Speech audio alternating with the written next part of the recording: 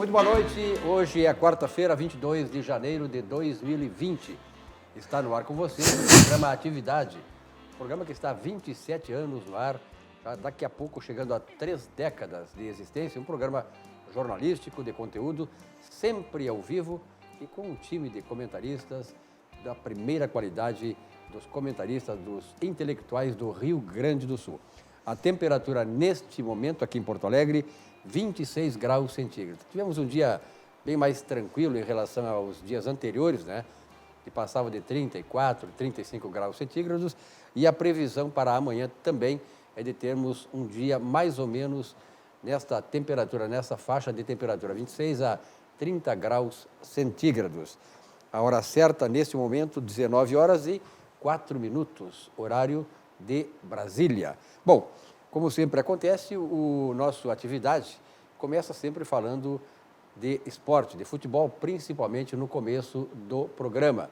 E vamos fazer isso com nossos convidados de hoje. Percival Pugina, que bom tê-lo aqui novamente. Estava com saudades do amigo. Fazia algum tempo que a gente não se fechava aqui, né? É verdade. Mas foi muito bom o nosso reencontro. É muito bom, sempre é muito bom. Um camarada do porte do Pugina está do nosso lado. É verdade. E aí? E o Internacional está se preparando para enfrentar a corrida do Gauchão. Eu espero que o Internacional tenha... Começa amanhã com o Juventude em Caxias. Juventude em Caxias. O Internacional tem aproveitado esse período para acertar dificuldades que não são difíceis de serem resolvidas, pelo menos na minha modestíssima observação, como mero torcedor, que é alguns fundamentos do futebol, do controle da bola, do lançamento, do passo à distância, da triangulação para chegar dentro da área, porque de nada vale ter um bom goleador dentro da área se ele tiver que receber a cabeça dando um pulo para o alto, matando no peito, no meio de 3, para tentar dar um giro e chutar para o gol. Que essa é a tarefa mais difícil que fica para alguém dentro de uma partida de futebol, para decidir dentro da área adversária. E o Internacional joga muito em cima desse tipo de lance, que se revela inteiramente inútil. Na maior parte dos casos não dá para nada. É simplesmente um descarte da bola por parte do meio de campo, que entrega para o atacante lá na frente, para, olha, pega aí e te vira. E ele salta no meio de 3, é uma coisa ridícula. Muito bem, olha, eu quero perguntar para você, telespectador, como se sentiria você, telespectador, entre, de um lado, o Himalaia e do outro, o Pico da Neblina. Eu estou me sentindo aqui, entre o Himalaia e o Pico da Neblina, como o Morro da Cruz. Antônio Augusto Barreiro dos Santos. Sim, no meio desses monumentos aqui, eu sou o Morro da Cruz, o Himalaia e o Neblina. Bom, depois, prazer em tê-lo. Da mesma forma, a alegria de reencontrar, mas depois dessa, só quero fazer uma advertência aqui ao telespectador, que os candidatos comunicadores saem do ar só depois das convenções. As convenções só em julho, então, né, depois dessa pegada forte aqui do Silvio Lopes, eu sou obrigado a... Mas, sabe, Silvio, eu vinha observando agora, ouvindo, né? Não sei porque que eu gosto tanto de rádio, eu desconfio vagamente. Né? Teu pai nunca foi radialista? Não. Então, eu vim ouvindo as rádios, né? Ouvindo a especulação em torno da contratação do Thiago Neves pelo Grêmio. Thiago Neves é um jogador com 34 anos, do Cruzeiro. O Cruzeiro está na 2ª divisão.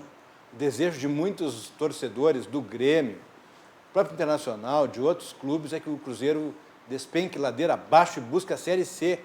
Tenho lido e ouvido coisas em algumas páginas do Instagram e alguns comentaristas que eu acompanho aqui no Rio Grande do Sul. O Thiago Neves, Silvio, está com 34 anos, é um jogador serelepe, é um jogador que corre em campo, mas, ao mesmo tempo, tem uma fama de desagregador. É importante levar em conta, por um lado, que especula-se que ele venha jogar no Grêmio por menos de 400 mil por mês. Menos de 400 mil, mais um plus pela produtividade em campo.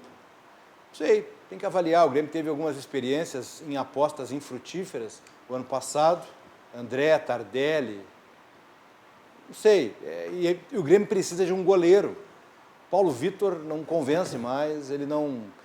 Quando ele narra o nome dele lá na arena, ele é vaiado, É um jogador que caiu em descrédito com a torcida. Pode ser uma boa pessoa, um atleta até abnegado, mas ele não consegue mais sarar aquela ferida que ele tem com a torcida. E hoje também surgiu a informação confirmada, né, posteriormente confirmada, de que o Jeromel fará uma artroscopia e ficará 4 semanas afastado do futebol.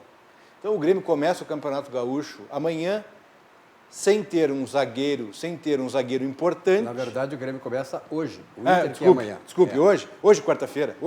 Às 8 horas contra o Caxias aqui na Arena. É que eu trabalhei tanto de ontem para cá que eu emendei normal, Então hoje, quarta-feira, o Grêmio vai debutar no Campeonato Gaúcho sem um goleiro convincente, sem um zagueiro importante, que é o Pedro Jeromel, e sem um meia armador que o Grêmio não tem. Nós estamos já hoje cruzando a segunda quinzena de janeiro. Daqui um pouco já começa a visualizar a Libertadores. Então tem chão pela frente. Eu ouvi na Bandeirantes uma entrevista do Paulo César Carpegiani, domingo passado. Olha, Tite, se tu ouve o que o Carpegiani faz, tu te demite. Entende muito de futebol. Eu sou suspeito, conheço o Carpegiani desde criança. Meu pai era amicíssimo do Carpegiani. Eu tive a oportunidade de conhecer via Carpegiani o Borjão, irmão dele, né? Mas quero te dizer, Silvio Lopes, a entrevista que o Carpegiani deu à Rádio Bandeirantes, esmiuçando o futebol brasileiro e fazendo uma referência que me deixou assim... Bom, se o Carpegiani fala, não é corneta. Ele diz que o Inter terá muitas dificuldades em 2020, além daquelas que teve em 2019. Aliás, tu falaste na Rádio Bandeirantes, eu quero dar um abraço aí ao Leonardo Meneghetti, que é o diretor da Bandeirantes aqui.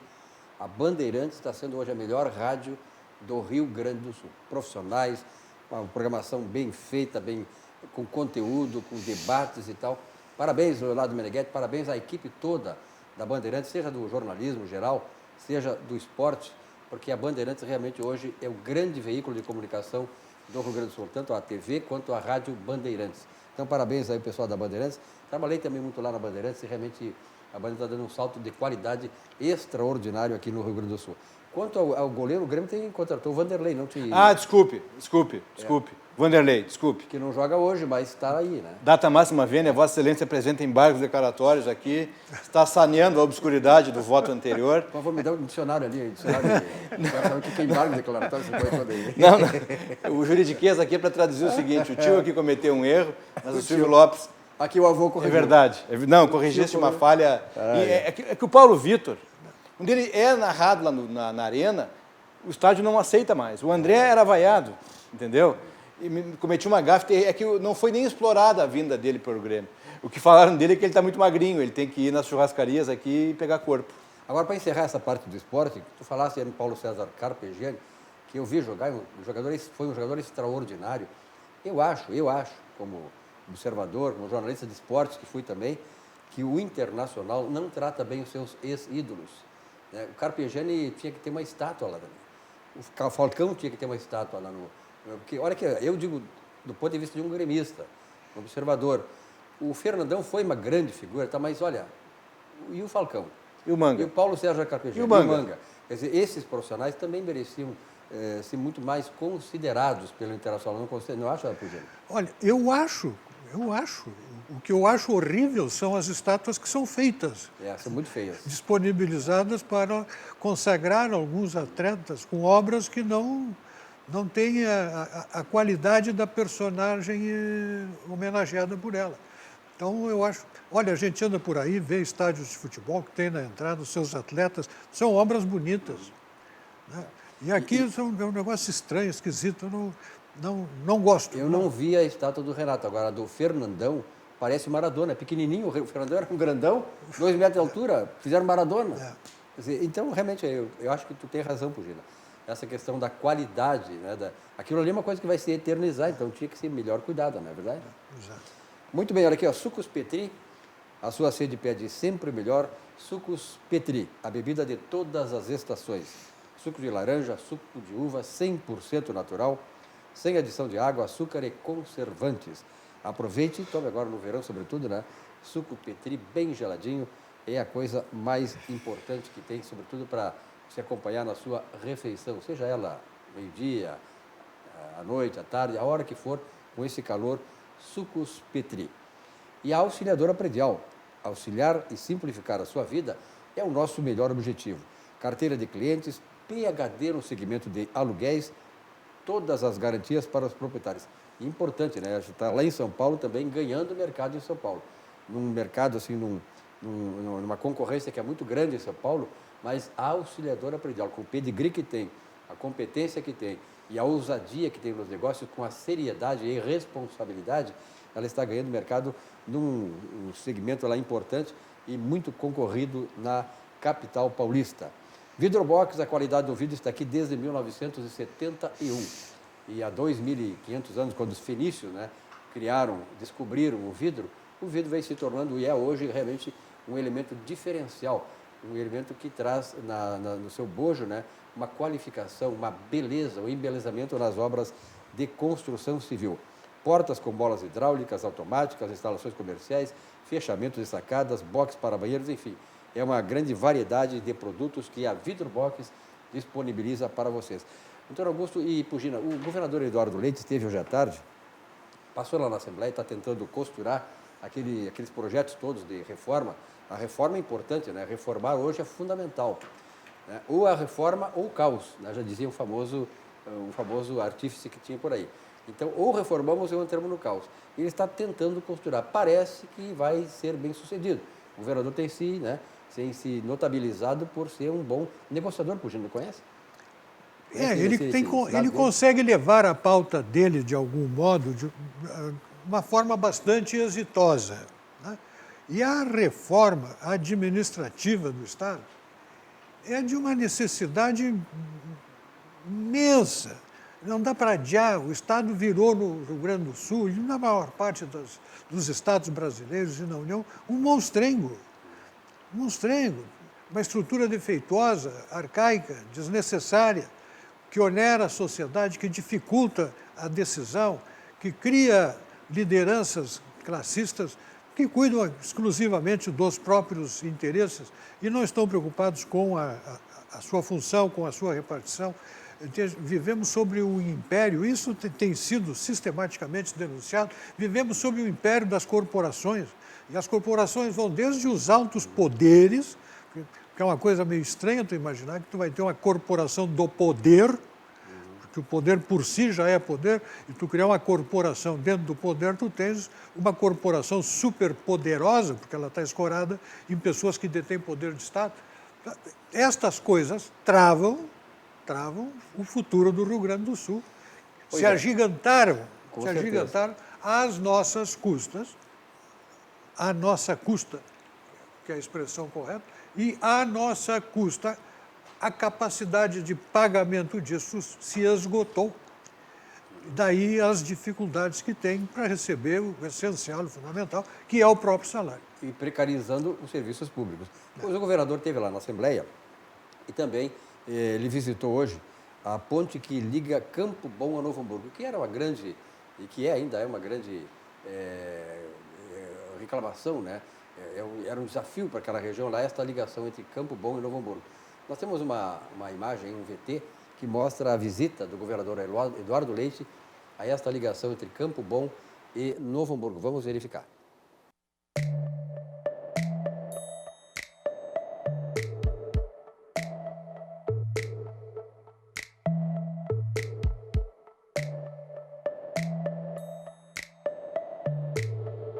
Assumimos o compromisso de priorizar dentro do nosso plano de obras a conclusão e a entrega da ponte para viabilizar essa ligação qualificada entre Campo Bom e Novo Hamburgo.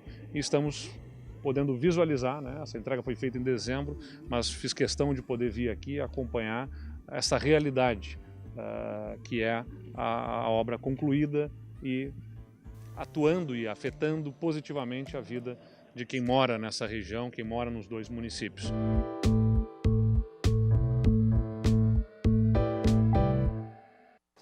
Muito bem. Pois o Banrisul, o Banco do Estado do Rio Grande do Sul, está anunciando que vai fechar 9 agências aqui no Estado. Na verdade, o Banrisul está se adequando, né, Pugina e Antônio Augusto, à nova tecnologia, que hoje os bancos passam a ser hoje praticamente sendo utilizados na internet, no telefone e tal. Então, essas novas tecnologias estão fazendo com que aquela agência física, né, que os bancos tinham que obrigatoriamente ter nas cidades, por mais urbanizadas que fossem, ou longínquo do nosso interior, se mantivessem. Hoje não há mais essa necessidade. O Banco do Estado do Rio Grande do Sul, o Banrisul, está se adequando a isso. E nem por isso, Pugina e Antônio Augusto, ele deixará de atender a população do Rio Grande do Sul. Esta abrangência de atuação alcança 98,61% da população do Estado e mais de 99% do PIB do Rio Grande do Sul. Por isso que o Banrisul é grande, porque começa, né, e se mantém se adequando aos novos tempos. Acompanhe a mensagem do Banco do Estado do Rio Grande do Sul. Já notou que o dia é pequeno para tudo que você quer fazer? Você quer tempo para fazer tudo ou até para fazer nada? O que você faz com o seu tempo é só da sua conta. Mas dar mais tempo para fazer o que mais gosta, isso sim é da nossa conta. O Banrisul Digital é reconhecido por especialistas como um dos aplicativos mais completos para quem utiliza cartões de crédito. É pensado para facilitar a sua vida. Banrisul Digital, tudo no seu tempo. 19 horas e 19 minutos, você está aqui a RDC TV, canais 524 e 24 da NET, para toda a geografia do Rio Grande do Sul, ao vivo, na nossa atualidade, que tem já 27 anos de existência, caminhando para a terceira década. Pois, meu caro Antônio Augusto Maier dos Santos, a OAB está cobrando do BNDES sobre o valor gasto para investigar a caixa preta do BNDES. Só para lembrar, Antônio Augusto, antes, que a abertura dessa caixa preta do BNDES foi assunto da campanha política, inclusive, e que ajudou a eleger o presidente Jair Bolsonaro. Porque nós sabemos que o BNDES, como muitos órgãos públicos, financeiros ou não, foram utilizados desde 2003 para campanhas políticas, para corrupção, para desvio de dinheiro e para mandar dinheiro para fora aí para financiar ditaduras que nós sabemos bem quais são. Pois eu pergunto, Antônio Augusto, e a caixa preta da OAB? Olha, Silvio Lopes, eu fico impactado. Quando eu li essa matéria, eu soube dela, não compreendi. A OAB questiona o trabalho que foi feito relativamente à apuração dos gastos de ladrões no BNDES. Ladrões. Eles não querem que seja apurado isso. Certo. Então quer dizer que ladrões para a OAB não são objeto de apuração. Tem que cuidar com o que eu vou falar aqui. Tem que cuidar. Não, tem que cuidar, tem que cuidar. É interessante. A mim, esse cavalheiro que preside a instituição não representa. Por que a OAB não pugna por eleições diretas para que nós possamos escolher o nosso presidente? Por quê? Né? Por que eu tenho que votar indiretamente? Né? Eu só voto no meu presidente local. Eu não consigo votar no nacional. A nossa OAB do Rio Grande do Sul está apartada da OAB nacional. Felizmente. Felizmente. Talvez o que tenha que se examinar em termos de OAB nacional seja as suas contas. E eu creio, tenho convicção técnica, de que quem tem que examinar as contas da OAB nacional é o TCU. A OAB é uma autarquia federal? Eu penso assim. A autarquia federal, que é a OAB, tem que ter as suas contas examinadas pelo TCU. Eu tenho convicção disso. Não é perseguição, hostilidade, não. É uma espécie de exemplo, não é? E esse presidente nacional da OAB, ele não lidera a instituição. Qual é a liderança jurídica dele? Qual é a liderança acadêmica dele? É um grande líder da ciência jurídica? É o novo Raimundo Faoro dos anos 2000? É? Que gozado. Eu nunca tinha ouvido falar dele. E olha que eu vou seguir do Brasília. Então, assim, eu penso lamentável que a Executiva Nacional da OAB esteja com essa proposta. Lamento isso, tristemente. Mas fico feliz porque a OAB do Rio Grande não compactua com esse tipo de atitude. Aliás, é uma coisa que é tradição aqui no Rio Grande do Sul, né? Algumas instituições aqui no Estado se destacam exatamente por não estarem vinculadas, né, Pugina, ao que acontece nacionalmente. Que eu diria assim, haver algum vínculo, uma simpatia política em relação a isso. Aquilo é profundamente humano, principalmente num país como o Brasil, onde a política mobiliza a população. O Brasil foi tão dividido, criou-se tantos antagonismos internos, não é que as campanhas eleitorais e as disputas políticas ganham um espaço de mídia, de divulgação e invadem, inclusive, as relações institucionais e humanas. Até aí, negar isso é negar o absurdo pretender impedir que isso aconteça ou evitar que isso aconteça é altamente impossível, improvável que venha a acontecer. Mas há um limite para isso. Você não pode usar o espaço institucional de uma organização, de uma instituição como é a OAB e o seu prestígio, não é, para distribuir ofensas em conformidade com os afetos e os desafetos, não é, do seu presidente, que é aquilo que o Santa Cruz faz, obrigando-se a pedir desculpa, enfrentar processo, correr o risco de ser processado. Olha, imagina o presidente da OAB ser processado criminalmente, enfim, responder a uma denúncia qualquer, é uma coisa muito desagradável. E ele efetivamente se expõe a isso. Então, ele veio dizer, eu li hoje, casualmente, que ele, se o debate, quem trabalha nessa área criminal, ele tem uma certa eloquência na comunicação. Sim, mas eloquência na comunicação é uma coisa boa. Agora, distribuir desaforo à volta, à torta e à direita é uma coisa péssima, principalmente para um país que precisa buscar um certo equilíbrio nas suas relações. Até porque o cara vai dizer essas bobagens todas de maneira eloquente. E aí me lembra a gestão discreta e efetiva de Cláudio Lamáquia. Cláudio Lamáquia. Sem dúvida. Uma gestão Cavalheiro. equilibrada, Cavalheiro. sensata, com discrição, com efetividade, e que não há nuvem de registro de algo que pudesse se aproximar disso. Cláudio Lamáquia, ao período que presidiu a Executiva Nacional da OAB, direcionou a instituição para a instituição, vislumbrando uma relação social de mútuo respeito externamente. Isso deixou saudades. E mais, Silvio Lopes, e mais. Algumas gestões anteriores à do Cláudio também foram muito efetivas com relação à relação com poderes públicos. Não se cogita, ninguém é ingênuo, o telespectador do Atividade não é ingênuo, não é criança de colo. Não existe perfeição na relação entre os poderes constituídos. Isso é uma utopia, um delírio. Não existe afinidade absoluta, Silvio Lopes. Entretanto, eu grifo aqui a minha saudade com relação à gestão do presidente Cláudio Lamáquia. Uma gestão efetiva, uma gestão discreta e que seria inimaginável tomar uma atitude como esta aqui. Jamais, inimaginável. E com relação à ação penal que um juiz federal momentaneamente rejeitou relativamente ao presidente da OAB, faço consignar aqui que o Ministério Público Federal, de ofício, tem a obrigação de recorrer dessa decisão. Portanto, não é uma decisão em caráter definitivo. Não é uma decisão de caráter definitivo. Inclusive, há um movimento se constituindo formalmente, organizando os advogados conservadores do Brasil, não à margem da OAB. Não, nós não podemos fazer isso. Mas criando um núcleo organizado de advogados conservadores no Brasil. Isso é fato. Já existe um estatuto, um núcleo pensante em torno disso, e isso é questão de tempo até acontecer, Silvio Lopes. Sabe? Eu, particularmente, lamento que a instituição a qual eu pertenço, compulsoriamente, porque se fosse facultativo eu não pertenceria ao AB, que o presidente nacional da instituição diga isso. Pois é, eu aproveito até porque sou insuspeito, não sou advogado, até lamento, tentei muitas vezes até seguir, mas como eu já era economista e jornalista, não tinha mais tempo para fazer isso, até porque exige muito estudo. Mas eu quero cumprimentar os advogados gaúchos, porque o Lamáquia, que esteve lá e fez um papel bonito, ele é fruto de quê? Das ações e da escolha dos advogados do Rio Grande do Sul, que mostraram sabedoria ao escolher o seu líder, que depois foi líder nacional dos advogados brasileiros.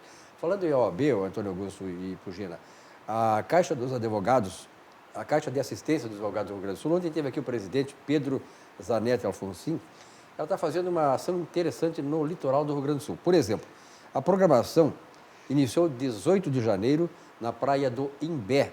E depois de amanhã, hoje é 23, né? Não, hoje é 22, dia 25 agora, vai acontecer em Capão da Canoa. Dia 8 de fevereiro em Torres, encerrando no dia 16 de fevereiro na praia do Cassino, numa parceria das subseções da Costa Doce. Além de exames preventivos e atividades esportivas, teremos espaço para brincadeiras, para os pequenos, a gurizada, mateada, atendimento com médicos especialistas, produtos exclusivos da loja e ótica da Advocacia, entre outras atrações carinhosamente preparadas. Parabéns, pessoal. Até tem uma camiseta, eu estava pensando se o Bernardoni fosse advogado, Chico, botar essa camiseta aqui, ele não ia aparecer na praia, né? Deixa eu ver se a subir, camisa. né? É. Agora, cumprimentar a Caixa de Assistência, É porque legal. a Caixa de Assistência, na verdade, de uma maneira pioneira, está, na verdade, suprindo algumas deficiências do poder público. Com certeza. Está tomando uma dianteira aí louvável, elogiável, é a instituição, é a OAB do Rio Grande do Sul, que é uma OAB efetiva, discreta, operacional, que toma essa iniciativa, Silvio Lopes, em colaboração com o poder público. Esta OAB aqui orgulha-nos, faz-nos feliz, sabe? Porque esta parte da instituição não tem esse comportamento que nós repudiamos com relação à nacional. Até é preciso que se diga, Silvio Lopes, há uma rejeição muito grande ao presidente nacional da OAB. Há uma rejeição muito grande por parte dos advogados. E aqui no Rio Grande do Sul, a Caixa de Assistência... Aliás, é importante que, se eu não estou enganado, Silvio Lopes, o pioneirismo das caixas de assistências das seccionais estaduais é derivado do Rio Grande do Sul. Eu sei que é, porque eu fiz já trabalho sobre isso. Então é o pioneirismo. A OAB do Rio Grande do Sul, sempre como paradigma positivo. Não há mácula, não há registro de fato negativo na OAB do Rio Grande. Então, louvar essa atitude que colabora com o poder público, e veja bem a sacada no litoral. Muito importante, confraternização, trabalho, isso é louvável. Faço grifo a isso. E aproveitando que a Caixa dos Advogados de Assistência dos Advogados do Rio Grande do Sul está fazendo esta ação no litoral, eu quero lembrar para vocês que, olha, daqui, amanhã quinta-feira, tem muita gente que já vai quinta-feira para o litoral, né, Pugino? A gente vai quinta ou sexta-feira e tal. Eu mas trabalho. o pessoal vai para o litoral. Eu trabalho sábado de manhã. Então, vai depois Sou sábado operário, de manhã. né? Mas olha aqui, ó, não deixe para fazer o seu rancho lá no litoral. Aproveite, faça antes, porque uma cidade que tem 40 mil pessoas, daqui a pouco chega em 400 mil, o que vai acontecer? É complicado, é muito difícil, é muito esforço. Você vai lá para descansar e acaba trabalhando e se incomodando muito mais. Então, faça o seu rancho antes aqui no Supermercado Zafari e vá tranquilo para o litoral. Supermercado Zafari, qualquer das entidades, das unidades do Zafari tem espalhadas aqui por toda a cidade, todo o Rio Grande do Sul, faça isso antes. É uma providência que você não vai depois se arrepender, né? Pelo contrário, vai elogiar, ó, fiz e agora estou livre desse incômodo. Supermercado Zafari.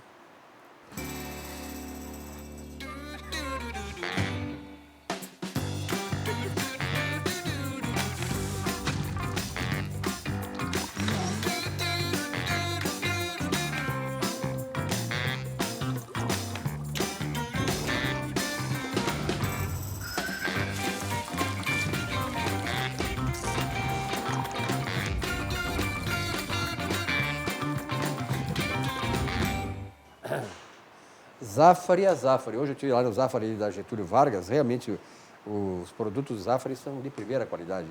Impressionante o atendimento do Zafari, mesmo nesse período de verão, né? Todos os caixas funcionando, porque é supermercado aí que o camarada vai, tá, férias, o cara, como os ônibus da cidade, reduz a frota, como se diz. Aí tem 2, 3 caixas, aquelas filas enormes. Quer dizer, não se incomode, vai no supermercado Zafari. Fila para estacionar, Barbaridade também. fila para comprar, vai para a fila do pão, complicado. vai para a fila do churrasco, fila para pagar, fila para sair. É muita complicação, né? Olha aqui, outra Aí coisa... é que no meu litoral não me pega, nem... Mas, então, lá eu estou aqui, ó. Eu vou no sentido reverso, viu, Pugino? É de manhã, eu vou de tarde. Se é de tarde, eu vou de manhã.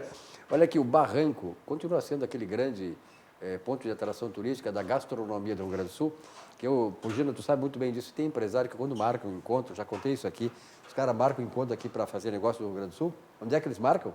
No Barranco. Vão lá no Barranco. Os caras, é uma grife, né? Então, o Barranco é o melhor chopp, o melhor churrasco, o ponto de encontro da capital gaúcha, subindo ou descendo, claro, Protásio Alves, Complexo Barranco, Barranquinho, ambientes climatizados e estacionamento com manobrista, além do atendimento extraordinário. Outra coisa importante do Rio Grande do Sul, aqui, aliás, nós temos entidades, Pugino, em todas as áreas, que se destacam nacionalmente. É o Centro de Integração Empresa-Escola do Rio Grande do Sul. E essa entidade se destaca muito mais agora, no momento em que os jovens precisam da qualificação profissional, e hoje a qualificação é muito bem avançada, tem que ser muito avançada para ele dar o primeiro passo no mercado de trabalho. E o CIEE atua como agente de promoção do desenvolvimento social, respeitando as diferenças e fornecendo meios para a inclusão, para que esta inclusão seja conquistada com dignidade e qualidade. É o que nós chamamos em economia de mobilidade social.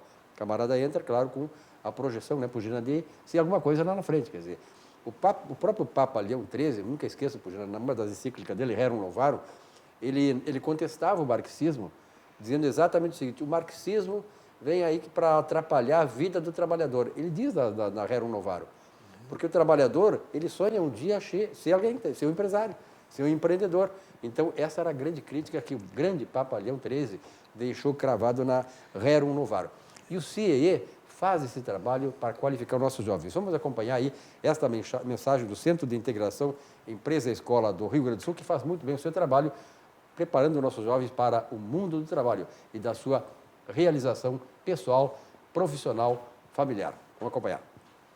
Há 50 anos, o CIERS trabalha na geração de oportunidades de aprendizagem e de estágio para que milhares de jovens possam transformar suas trajetórias em histórias de sucesso. Já são mais de 1.800.000 jovens beneficiados em programas de estágio e aprendizagem. 50 mil empresas parceiras renovando ideias, estruturas e processos com a energia e criatividade da juventude. O CIERS acredita no desenvolvimento humano, social e profissional, visando a construção de uma sociedade mais justa e com oportunidades para todos. Conheça mais sobre todos os programas do CIEE.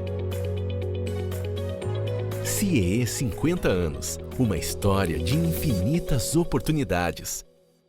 Muito bem, 19 horas e 34 minutos, a temperatura permanece, baixou um pouquinho a 25 graus centígrados, uma temperatura agradável, vamos ter uma bela noite para dormir tranquilo, não precisa ligar o ar-condicionado, ventilador, eu acho que fica tranquilo, né? Mas o Percival Pugina, o Ministério Público Federal, denuncia Glenn Greenwald em relação àquela investigação, né, que a Polícia Federal vinha fazendo com relação ao fundador da Intercept Brasil, em função das interceptações celulares e tal, na intimidade do Sérgio Moro e também do Deltan Dallagnol. E qual é a tua opinião? Isso aí, a imprensa está dizendo que isso aí ameaça a liberdade de imprensa. Qual é a tua opinião? Não dá para confundir absolutamente as coisas. Nós não estamos falando de uma atividade jornalística apenas. Se estivéssemos, certamente não haveria nenhuma consideração maior, nenhuma complicação na compreensão da natureza dos fatos ocorridos. Mas não foi isso que aconteceu. Toda a tentativa de dizer que agir nesta direção para coibir, para punir, para processar, né? Toda a tentativa de dizer que isso está sendo feito para eliminar e reduzir a liberdade da imprensa é uma manobra desonesta, enganadora e ilusória, como costumam ser muitas argumentações do pessoal da esquerda quando se sente contrariado em relação aos seus objetivos. Uma coisa é a liberdade de comunicar, outra é quando um órgão do Poder Judiciário, como o Ministério Público, percebe uma conduta criminosa, aponta a conduta criminosa, neste momento acabou a liberdade de expressão daquela pessoa sobre aquele assunto para fins da imprensa. Ele está agora respondendo na condição de criminoso. E responder na condição de criminoso por um crime em relação ao qual há fortes evidências é uma obrigação de todo brasileiro. E agir nesse sentido para coibir tais condutas é a obrigação do Poder Judiciário e dos agentes do Poder Judiciário.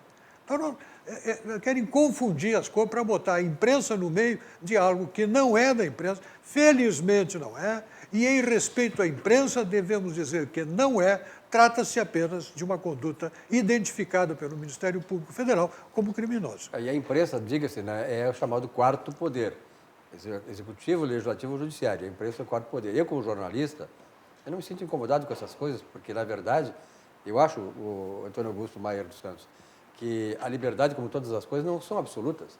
Não existe uma coisa absoluta. Olha, a liberdade de imprensa, ela tem seus limites. Por isso que existe a lei. Não sou advogado, mas sei, a lei existe para restringir liberdades, não é verdade? O Supremo Tribunal Federal já declarou expressamente algo que é óbvio. Não existe direito absoluto. Nem a vida é direito absoluto. Aqui no Brasil não existe, do ponto de vista constitucional, uma referência explícita à eutanásia. Não existe. Nunca houve. Dificilmente haverá. Então, não há uma liberdade absoluta e plena em torno desse assunto. Mas é importante que se diga que o Ministério Público Federal estabeleceu formalmente o seu ponto de vista com veemência e muita convicção acerca do ato infracional praticado por ele. A denúncia formulada pelo Ministério Público Federal contra este elemento é, eu diria, irrefutável. Aí tomou fôlego a ideia de que se trata de censura à imprensa. Eu recomendo a essas pessoas que tenham essa ânsia, essa preocupação imensa, vamos dizer assim, em apontar pelo ato de censura, que leiam integralmente, mas não pode ler só a ementa nem o voto final, tem que ler as 482 páginas de uma arguição de descumprimento de preceito fundamental lavrada pelo Supremo Tribunal Federal, Silvio Lopes, em novembro de 2009. Fez 10 anos o ano passado, a ADC 130, a DPF 130. E ali, Silvio Lopes, ficou consignado que o regime constitucional da liberdade de imprensa, porque existe um regime constitucional, o artigo 220 da Constituição, é claro, é legível. Até uma criança, assim, com 2 anos hoje, ela pode não saber ler, mas se explicarem para ela e apontar na Constituição, ela vai ler lá, liberdade. Mas é liberdade para a imprensa, não para criminosos. Porque o que o Ministério Público aponta com relação a esse elemento é algo muito mais sério do que a liberdade de imprensa. É a conspurcação da liberdade de imprensa. Porque ele não é jornalista. Ele não é jornalista. E tomou um soco na cara. Que muita gente vibrou quando o Augusto Nunes acertou ele. Aquilo virou um exemplo de heroísmo para muitos. Eu entendo que soco na cara não gera heroísmo, mas aquele soco dele foi uma reação de muitos indignados com a postura debochada, mal educada, assintosa, porque o jornalismo é esse aqui do Atividade: informar, debater, divergir, ter pontos de convergência. Este jornalismo, Silvio Lopes, está consagrado. Aqui não pode haver censura. Agora, a conduta dele, esse Glenn, na verdade não tem nada de jornalismo. O que ele fez foi invadir e pagar para invadir e valer-se de algum tipo de promessa para invadir a privacidade, a individualidade e o sossego de pessoas físicas. Portanto, isso, na perspectiva do direito penal brasileiro, é crime, sim. E eu diria, sem pensar que existe esse Supremo com essa composição, que já está condenado. Muito bem, olha aqui, ó. Essa época do ano, época de férias, o pessoal vai tomar seu vinhozinho, né? Mais liberdade agora, né? O cara sai do trabalho, toma um vinhozinho e tal, está de férias, na praia. Você não esqueça que vinhos é vinhos do mundo. O mais importante para Vinhos do Mundo é proporcionar a você, cliente, a melhor experiência no mundo dos vinhos, sempre com a garantia de economia e de qualidade. Passe em uma loja da Vinhos do Mundo e confira. Aí estão algumas dos exemplares aí de vinhos, né? E, sobretudo, vamos ver agora aí os 3 locais principais da Vinhos do Mundo. A Cristóvão Colombo, aqui bem próximo da RDC TV, 1493, da Cristóvão Colombo, na Alameda Alípio César, 213, e na Avenida Getúlio Vargas, 1135, onde eu frequento lá, porque realmente bem próximo da minha casa ali. O importante nessas lojas da Vinhos do Mundo é que tem estacionamento gratuito, você vai lá tranquilamente, comporta dezenas de carros, e o atendimento do pessoal, que é especializado também em te receber e apontar, né, te mostrar ali aquela linha toda de vinhos nacionais e estrangeiros que temos aí para você consumir e, enfim, fazer aquele seu bom jantar, seu almoço e tal, festejar com os amigos e com a família. Agora, se você quer formação e informação de qualidade, aqui só nós tratamos de coisas de qualidade. Sobre temas sociais, políticos e econômicos, onde é que você encontra? Ah, claro, em Conservadores e Liberais. o blog de Percival Pugina. Você vai lá, toca no blog e está aí Percival Pugina. Aqui não precisa, é só olhar para o lado e está aqui o nosso Percival Pugina. Eu olho para o lado e está aqui o Pugina, mas no blog do Pugina você tem todos esses assuntos importantes que tratam de temas sociais, políticos e econômicos com o maior gabarito, gente que entende do assunto, né? E que pode trazer aí elementos fundamentais para você tirar as suas conclusões sobre o que está acontecendo aí verdadeiramente. Pugina e seus colaboradores proporcionam conteúdos com texto, imagens e vídeos para o seu esclarecimento sobre as questões da atualidade nacional. Milhares de brasileiros diariamente acessam o blog Percival Pugina, pugina.org. Estamos aqui ao lado dele, então, Percival Pugina, qual é a novidade hoje? Não é novidade. Novidade apenas é que eu me dediquei ontem e hoje para fazer um levantamento e quero dizer que preferia não ter que dizer o que vou dizer, preferia não precisar falar sobre isso, preferia tratar de outro assunto, mas não há como não tratar sobre a produção legislativa do Congresso Nacional em temas relacionados à segurança pública e à criminalidade no Brasil. Esse Congresso que está aí ao longo do ano de 2019 é uma bofetada na cara da sociedade brasileira, o que reiterada e insistentemente aconteceu nas duas casas do Congresso Nacional. Exceções, claro que há exceções, mas o produto final, o que saiu como matéria decidida, como legislada, que foi levada à sanção presidencial, é uma vergonha, é um escárnio, porque se há algo que ficou muito claro como vontade da sociedade na eleição de 2018, foi o combate à criminalidade, o rigor nas penas, o apoio à atividade policial, o apoio à atividade da Força de Tarefa da Lava Jato, a alegria da sociedade brasileira com o êxito de ver bandidos que antes eram considerados intocáveis, tendo que enfrentar as barras dos tribunais, sendo condenados, cumprindo pena de prisão. Nós vimos isso acontecer em 2018. E o que aconteceu em 2019? Vocês lembram as 10 medidas de combate à corrupção? Ano de 2016, 1.700.000 assinaturas de cidadãos brasileiros apoiando. 2016. 2019, e aquilo era para ser um projeto para enfrentar os abusos da atividade criminosa no Brasil. E aquilo virou uma lei de abuso da autoridade policial, da autoridade judiciária. Entrou uma coisa e saiu uma deformidade de dentro do Congresso Nacional que legislou em favor dos bandidos. E sempre que tratou dessa matéria fez a mesma coisa. Fez a mesma coisa com o pacote anticrime do juiz Sérgio Moro. Dezenas de emendas que tiveram que ser vetadas e foram apenas uma parte daquelas que precisariam ser vetadas, porque o que ficou ainda vai prejudicar enormemente, vai constranger e prejudicar enormemente a atividade do Ministério Público e das polícias. Produto da ação legislativa de um Congresso que serviu ao longo do ano de 2018 para atender às demandas dos criminosos de um modo descarado, de um modo indecente, o que é o juiz de garantias, que foi um dos tantos itens, mas é um dos tantos itens que compõem toda a legislação que foi produzida exaustivamente pelos defensores de bandido no Congresso Nacional.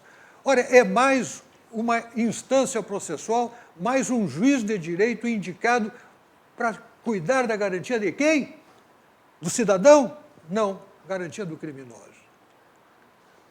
Esse é o Um juiz em relação ao qual haverá recursos de cujas decisões prenderão outras intercorrências no processo para tornar tudo mais lento, mais demorado, porque o réu, o bandido, aquele que incomoda a sociedade, precisa ser protegido. Entra um projeto para disciplinar a forma pela qual se vai se escolher um ministro do Supremo Tribunal Federal. O que sai de lá? Indicação da OAB, indicação do Supremo Tribunal Federal, indicação do Ministério Público Federal, e o presidente da República perde o direito de escolher e tem escolhendo uma lista tríplice. Para quê? Para impedir que Sérgio Moro seja ministro do Supremo? Mas tudo que saiu de lá foi produzido por criminosos, por bandidos, donos de mandato. Mandatos certamente também mal havidos, porque produto de abuso econômico. Com dinheiro mal havido para proteger o próprio rabo e os seus comparsas. Uma vergonha, uma vergonha. A depuração da sociedade vai ser tem que ser muito profunda, né, Pugina? Porque nós, né, Antônio Augusto, que a gente foi criança, sonhava com o Brasil grande, o Brasil do futuro e tal, tem filhos, tem netos e tal, e quer para esses filhos e netos um país justo, né, desenvolvido, próspero. Agora, quando vem esta bandidagem fazendo o que faz, Fazendo lei. Usando o poder legislativo, usando o judiciário, não deixando o executivo fazer aquilo que o executivo tem que fazer e que prometeu fazer, no caso do Bolsonaro, a gente fica pensando, Antônio Augusto, será que esse Brasil tem jeito? Opinião sincera? Claro. Minha opinião não tem. Como sempre. Não tem, sim, não tem conserto. Desculpe o pessimismo. O eleitor brasileiro, ele não sabe votar. Ele é passional. Ele escolhe epidermicamente. Ele não reflete currículo, vida pregressa, aptidão. Eu não digo isso de agora. Eu estou fazendo um trabalho muito minucioso em torno desse assunto, mas minucioso mesmo. As piores legislaturas que o país está vivenciando são as duas últimas, e aquela imediatamente posterior à Constituinte. Mas estas duas últimas, em matéria de subterrâneo do poder, são as piores. O Centrão é formado, em sua grande maioria, por personalidades da política que não têm a menor aptidão para a vida pública. Ali estão indiciados, suspeitos, denunciados, Rebotalho. não sabem legislar, é assunto sério demais para eles. Mas como dizia o Monteiro Lobato, que a democracia representativa, ela não é fruto de intempéries, de pedras, de mares, é fruto do coletivo, do povo, do voto. E o voto, Silvio Lopes, é cada vez mais desprezado no Brasil. O voto proporcional, o voto para deputado estadual, para deputado federal, é um voto muitas vezes feito de má vontade pelo eleitor. Por isso que se o voto fosse facultativo e nós tivéssemos a possibilidade de pensar melhor para quem votar e como votar, eu tenho certeza que qualificaria a composição dos parlamentos. Que a pessoa consciente votaria. Tenho convicção absoluta, já escrevi um livro sobre esse assunto. Não descobri isso agora, vindo para cá, sabe? Então, a minha convicção é pessimista com relação a isso, porque a cada legislatura, ela vem vindo desde a legislatura de 1995, a primeira comissão especial para a reforma política. Não resultou em nada. Inclusive, o seu relator foi preso, que foi o Sérgio Machado.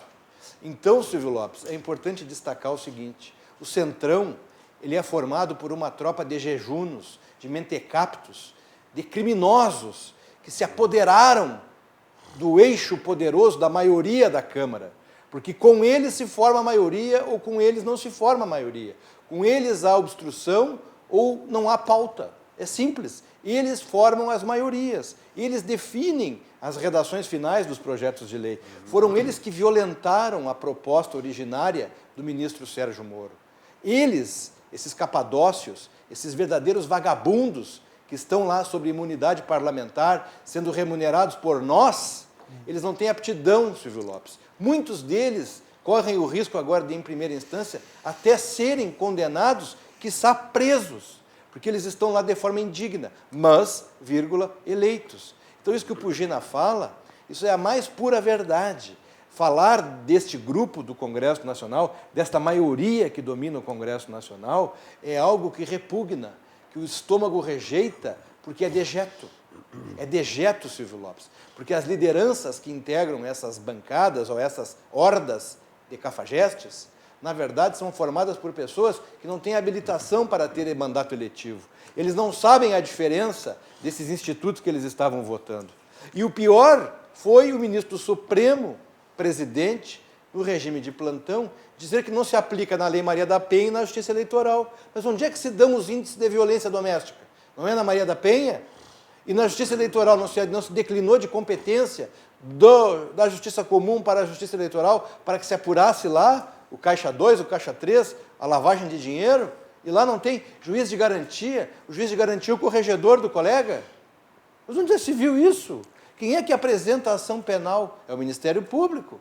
Dependendo do formato do delito, Silvio Lopes, da denúncia, o juiz de garantias, ele vai ter que corrigir o trabalho do colega, mas ele na verdade, é um colega de igual, é a primeira instância, é a segunda instância. Não há corregedoria em primeira instância, há corregedoria de tribunais. Salvo, se eu estou dizendo heresia, eu tenho que voltar para a faculdade. Se eu voltar para a faculdade para ser aluno do professor Paulo Olímpio, eu volto amanhã de manhã. Agora, eu aprendi lá na faculdade de Direito, e tenho estudado isso com alguma modéstia, com muita frequência, que não existe hierarquia entre juiz de primeiro grau e juiz de segundo grau. O que existe são organizações judiciárias. Me esqueci. Por que é inconstitucional? É inconstitucional porque a competência para legislar sobre estrutura judiciária, Silvio Lopes, é concorrente, é da União e dos Estados. Artigo 24 da Constituição, redigido em português, claríssimo. Ali diz que a competência é concorrente. Aí criaram uma figura do juiz auxiliar sem ouvir os TJs, ou caras pálidas, e a Receita, e o dinheiro. E vem cá, não se deram conta de que uma decisão do juiz de garantias enseja um agravo, um recurso em sentido estrito, vão entupir os tribunais com recursos advindos de um colega que certamente na instrução não teria decidido. Como é que vai explicar isso aí? Eu louvo, que eu não dou aula na graduação, explicar isso em sala de aula, isso aí é uma caixa de Neosaldina por turno. Falasse aí que o brasileiro vota mal, né? Eu me lembro daquele profeta que foi o maior jogador, ainda é o maior jogador de futebol do mundo. O que ele disse? O brasileiro não sabe votar. Pelé. E foi condenado naquela época. Eu já sabia lá na década de 60 que brasileiro não sabe votar. E ainda desde lá para cá não aprendemos ainda. Mas nessa época do ano, Pugina, que a gente come demais, exagera e tal, tem muita gente agora nas academias tentando, né, se refazer das festas de final de ano. Então, um dos elementos que pode ajudar você nisso é a olina. Agora o Antônio Augusto falou em dejetos lá no Congresso, tal, esses criminosos, então já arrepio, dá um problema no estômago. Então, você ajuda aí resolvendo esse problema com olina. Porque a olina é um auxiliar digestivo 100% natural, com eficácia comprovada, que trata os sintomas da má digestão e há mais de 100 anos devolve o seu bem-estar natural. A olina realmente é o tiro e queda, né? Tem um problema estomacal, toma olina que já estará absolutamente recuperado em poucos minutos. Eu vou falar agora do Centro Clínico Gaúcho. Quando a gente fala das instituições, Pugina e Antônio Augusto, aqui no Rio Grande do Sul que se destacam no seu segmento, o Centro Clínico Gaúcho é uma dessas instituições, porque eles acabam fazendo que aquela deficiência que temos do Estado seja, afinal de contas, seja assumida, né, por essas instituições de maneira complementar e absolutamente eficiente. É o caso do Centro Clínico Gaúcho. Por exemplo, com R$ 47,00, você não contrata uma palestra motivacional, mas contrata um plano de saúde empresarial, CCG, e mantém os seus funcionários sempre motivados. Tem muitos funcionários que, quando vão para uma empresa, a primeira coisa que eles querem saber é se ela tem plano de saúde. E as empresas que têm plano de saúde são diferenciais no mercado, e principalmente a do CCG. Então, na verdade, ligue para 3287-9220 e contrate planos a partir de 2 pessoas. Centro Clínico Gaúcho, uma entidade que nos orgulha a todos nós. Vamos a esta mensagem do CCG. Uma palavra não existe sozinha, e o Centro Clínico Gaúcho só pode dizer o quanto é grande, pois só dentro dela cabe tudo o que somos. Temos mais de 1.500 funcionários em mais de 20 unidades da rede própria. Realizamos mais de 1 milhão de consultas por ano, entre rede interna e externa. São mais de 175 mil clientes e mais de 6 mil pacientes no programa de medicina preventiva. Mas o que é mais importante? Temos você. Centro Clínico Gaúcho, cada vez maior, cada vez mais perto. Muito bem, 19h56. Você está aqui no programa Atividade, na RDC TV, canais 524 e 24 da NET, em toda a geografia do Rio Grande do Sul. E, claro, pelas plataformas digitais, você nos vê aí em todo o mundo, né? Recebemos aí comunicado de Paris, semana passada, o pessoal que está nos vendo lá no Santiago do Chile, né? Então, parabéns aos brasileiros que estão lá, remotamente longe e tal, mas sempre querem estar em contato com a sua terra e, sobretudo, aqui com a Atividade, já que são telespectadores fiéis ao nosso Atividade desde o começo lá da década de 90, né? Através do nosso jornalista, nosso líder, nosso chefe, José Silvas. Percival Pugena. Esse serviço de valete, de serventuário, de copa e cozinha, que alguns congressistas, que muitos congressistas, porque as leis saem aprovadas do Congresso Nacional, prestam para a criminalidade organizada do país, tem algumas expressões que precisam ser repisadas. A presidente Dilma indicou 7 ministros para o Supremo Tribunal Federal. Há uma expectativa de que Sérgio Moro viesse ou venha a ser indicado. Bom, a primeira providência, passa a tramitar rapidamente um projeto para retirar a possibilidade de que Sérgio Moro seja candidato, fechando a um grupo de três pessoas a indicação ao presidente de uma lista tríplice onde Sérgio Moro jamais haverá de entrar, porque ele não terá voto em qualquer das 3 fontes. Procuradoria-Geral da República, Supremo Tribunal Federal e a OAB. Não tem chance. E com isso eles trancam a porta de o presidente indicar 2 durante seu mandato. O presidente Dilma indicou 7 sem que houvesse nenhuma reclamação, nenhum projeto de lei. Então, este tipo de coisa, a sociedade precisa saber, perceber e sentir a gravidade da malícia inserida nestas condutas. O Supremo Tribunal Federal passou todo o ano de 19, estou falando do ano de 19, passou todo o ano de 19 cozinhando aquela história do 6-5, 5-6, 6-5, para acabar com a possibilidade de prisão em segunda instância, que transforma a justiça de segundo grau em lixo seco, perde totalmente a sua relevância. O Congresso Nacional poderia, qualquer das 2 casas, apresentar uma emenda constitucional e resolver a encrenca. Tinha 1 ano para fazer isso. 1 ano. Fizeram? Não. Não fizeram por quê? Porque não convém. Isso é ruim para o bandido. Então não se faz. Quando o Sérgio Moro quis puxar o COAF para a sua área de influência, o que fizeram? Armaram um banzé para que isto não acontecesse. Para retirar do Sérgio Moro qualquer contato com a intimidade dos seus negócios, dos seus números, do dinheiro que lavam, da fonte de suas receitas, das suas rendas e dos crimes fiscais que cometem. Mas é um escárnio, um absurdo, né? É uma copa franca e franqueada, bem servida, paga por nós, os subsídios desses parlamentares, os impostos que pagamos, na nossa vida, no nosso patrimônio, nos nossos impostos, para fazerem isso, na nossa cara. Então, eu estou realmente em estado de profunda revolta. Pois é, e aí, Antônio Augusto? É porque o que acontece? O doutor Sérgio Moro, ele abdicou da magistratura federal para ser ministro da Justiça, né? Do ponto de vista prático, Silvio Lopes, o doutor Sérgio Moro, ele contrariou muitos interesses, né? Ele é o ministro hoje que detém a maior popularidade, todo o staff do presidente da República. Ele hoje tem uma aceitação popular que ultrapassa a casa dos 50%. E ele detém um orçamento muito poderoso enquanto ministro da Justiça. Um orçamento muito superior ao do Supremo Tribunal Federal, por exemplo, não é? Cabe ao ministro Sérgio Moro a justiça e a segurança públicas. São 2 atividades nobres dentro da estrutura administrativa do Estado que ele não pode delegar. São indelegáveis. O doutor Sérgio Moro hoje, se fosse indicado para o Supremo Tribunal Federal, não seria aprovado na sabatina, não seria aprovado. A maioria do Senado não aprova o nome dele. Há uma resistência franca ao ministro Sérgio Moro, porque ele tem um potencial, além de ser ministro da Justiça, quiçá ministro do Supremo Tribunal Federal, ele hoje é um ser político. Não existe ministro da Justiça que não seja um ser político. E o ministro da Justiça hoje, o doutor Sérgio Moro, é, sim, um agente político. Tanto que ele é um CC do presidente, ele foi nomeado ministro, é um cargo de comissão.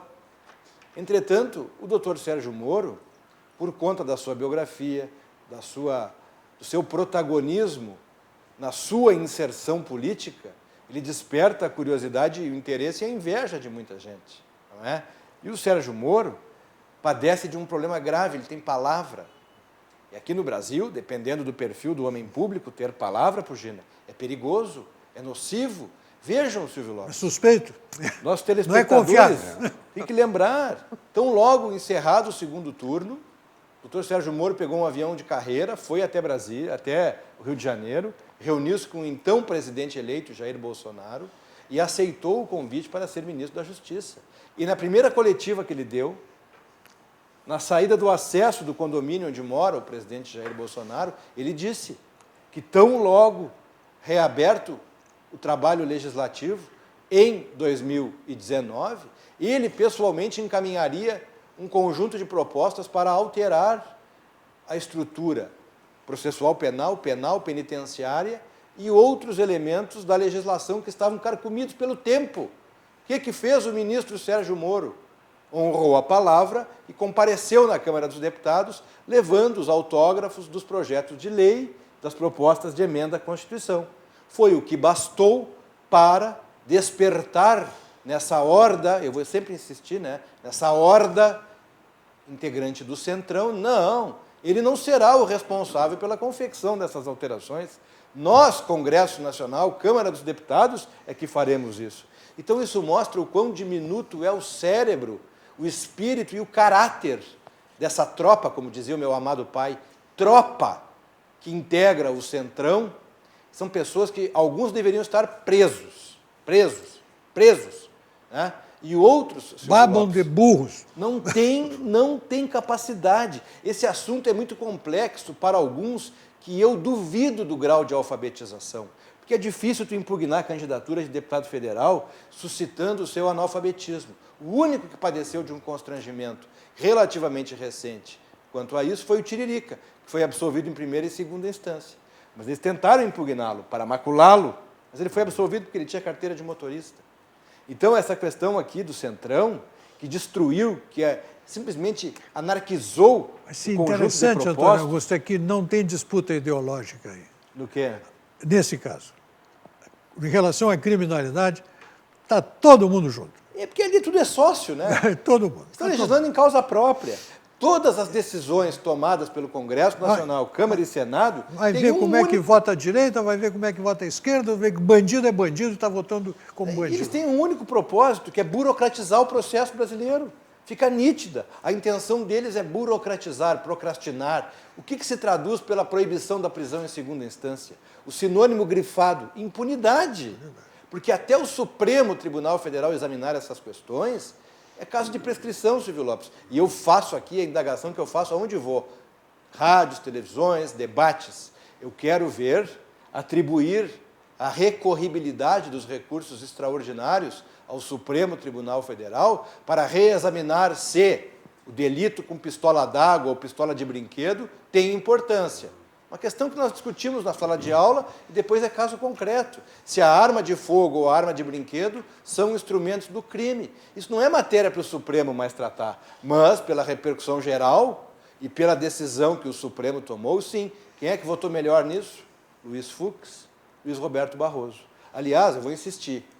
Quem quiser entender bem como funciona a sistemática processual penal, Silvio Lopes, se debruce no voto do ministro Luiz Fux. Não precisa ler os outros 10. Leia o voto do ministro Fux e você, telespectadora, entenderá como funciona a dinâmica do processo penal brasileiro. É aquilo ali. Por isso, Silvio Lopes, não tem como chegar à instância suprema uma discussão de um furto ou de um roubo. Muito bem. Bom, por tudo isso aí que tu falaste, né, no Congresso Nacional, essa nossa classe política aí é formada de analfabetos funcionais e instruídos ladrões. Aí é complicado, né? Então, realmente, fica muito complicado para o Brasil sair dessa. E como nós falamos aqui, eu concordo contigo, Antônio Augusto. O Pugina também mais ou menos manifestou isso. Fica difícil a gente ter a esperança de termos um Brasil, né, realmente um Brasil desenvolvido, em que os nossos representantes, não só líderes políticos, mas líderes empresariais, inclusive, né, sejam pessoas honestas que queiram realmente o bem do Brasil. Vamos falar um pouquinho agora sobre a Cobasi, já estamos nos encaminhando para o final do programa. 34 anos de liderança no varejo pet. A Cobasi é pioneira no conceito de shoppings para animais no Brasil. com 78 lojas em todo o país e agora 5 lojas em Porto Alegre, no Rio Grande do Sul. Seu formato inovador oferece uma experiência única de compra e aproximação ainda maior entre as pessoas e seus animais de estimação. É uma excelente opção de lazer para toda a família. Venha para a Cobasi e viva essa experiência. Cobasi, o shopping do seu animal. Eu tenho levado a minha cachorra lá, a Bela, 2 vezes, eu levei lá no Cobasi lá do Barra Shopping. Realmente, a Cobasi fez uma loja, está hoje atraindo sobretudo esse mundo, né, pet, e é uma maravilha. Bom, então vamos nos encaminhando para o final do programa. Não poderíamos deixar de falar, porque tem alguma nota, porque eu queria falar sobre o Fórum Econômico Mundial. Né? Como é que chama? A Pirralha está lá, né? A Pirralha está dizendo agora que chamando a atenção dos líderes mundiais, que tem que se pautar pela ciência. Mas eu acho que até aqui foi pautado pela ciência. Quem está se pautando pela ideologia é ela. E aí? Bom, eu hoje acompanhei vários daqueles horários da Globo News em que se sucedem aquelas mocinhas lá, fazendo entrevistas e fazendo perguntas e afirmações tolas, superficiais, sobre questões gravíssimas tantas vezes. E hoje foi um desses casos. Né? Eu tive que ter a paciência de ouvir gente que não entende, nunca foi a Davos, que não entende o que está acontecendo, o que lá é relevante, deixando de lado o que importa para ficar cuidando das questões políticas internas do Brasil em relação à divergência com alguns cientistas sobre os problemas climáticos. Mas o quanto isso pesa, quanto isso é influente naquilo que realmente importa para o Brasil em Davos, que é a conquista de novos mercados, que é a atração de capitais, que é o relato sincero e claro de um governo que estabeleceu suas metas e vem perseguindo e vem encontrando o caminho para produzir o resultado esperado, que era o que foi a missão do ministro Paulo Guedes. Tenha santa paciência, moça, vai cuidar de qualquer outra coisa, mas deixa a televisão para quem tem a competência, que se importe com o Brasil e não com fazer fofoca para complicar o entendimento da opinião pública sobre matéria da maior gravidade. Pensem no Brasil, preocupem-se com o que interessa, mas não. Ficam lá contando que a Goethe disse isso, não é que o Brasil tem problemas, porque a Alemanha, porque a França. Enquanto isso, Paulo Guedes lá gastando latim, mostrando tudo o que foi feito, e realmente foi feito, muita coisa daquilo que, há um ano atrás, eram intenções e promessas que foram anunciadas pelo presidente e por ele, e que agora são realidades concretas, produzindo resultados positivos na economia brasileira, que passa a ser o 4º país do mundo em atratividade e já em investimentos internacionais. E é por isso que lá, em Davos, o ministro Paulo Guedes, da Economia do Brasil, estimou que o Brasil deverá crescer, nesse ano, 2,5%. Isso já é base, porque a expectativa é que suba disso aí, seja um pouco superior a isso. Imagina, nós crescemos 1%, 1,2% em 2019. Vamos dobrar praticamente, doutor Augusto. A Fugina mencionou os jornais, né? Esses dias eu pelo telefone, né? Eu não assisto televisão, não assisto. E esse canal eu também não assisto. Não assisto. Eu vi uma jejuna lá, que apresenta um programa lá, dizer que Davos fica na França. Aí se vê. Aí alguém corrigiu ela pelo ponto e ela resmungou alguma coisa e pediu en passant. Agora Davos é na França, deve ser um bairro de Paris. Deve ser um bairro. Aí né? tu tem que ouvir a opinião de uma pessoa que não sabe geografia, né? Mas é isso, quer dizer, então assim, eles têm medo do nióbio, esse é o problema, eles querem o que tem lá na Amazônia. O sonho deles é isso. Se o Brasil começar a ter possibilidade de industrializar aquilo em escala global, o Brasil sobe para a 4ª economia do mundo. Acho que deve ser isso que dá o horror nesse pessoal que vai para lá fazer palavra cruzada e ver telefone celular. Para a 4ª, olha, bom, nós estamos encaminhando para o final do programa, rapidamente passa, porque os assuntos são bons, a companhia melhor ainda, né? Fugina, um abraço, obrigado pela tua presença aqui. Algum recado final? Não, apenas para dizer que a guerra cultural, não imaginem que a presença da Regina Duarte vai acabar com a guerra cultural, porque a guerra cultural é um dado da realidade.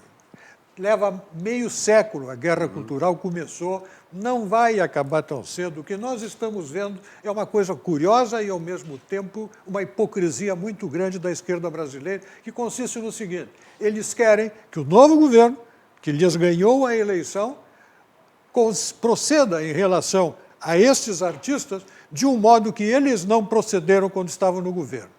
Eles querem receber aquilo que não deram. Exigem aquilo que não deram. Obrigado, doutor Augusto, também pela tua presença. Rapidamente, 15 segundos. Da mesma forma, eu agradeço, Lopes, a oportunidade, quero transmitir um abraço muito especial, muito carinhoso.